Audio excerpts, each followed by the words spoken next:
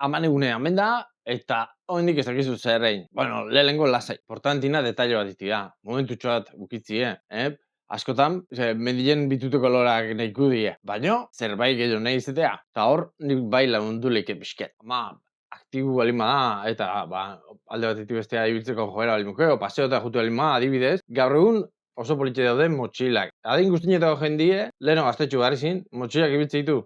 Eta oin, etorri die berretek eta udarako kolorekin oso majuek. Hau adibidez, asko estilatzeana antirrobo sistemikin. Antirrobo simplemente da atzin daukela kremalera nauzile da bizkerrin jutea. Orduan, lapur batek hartzeko zailo da. Azpiti batin, premio handik ere ez da bere. Baina, bueno, donutine jutezea deneako. Estilo gaztio gustatzen zaiola? Ba, harino beke badaude. Dana ez dauke larru itxuroko izen berriken. Hau da zentzilua, hau urta €5 ez taileatzen. Eta detailetxo bada.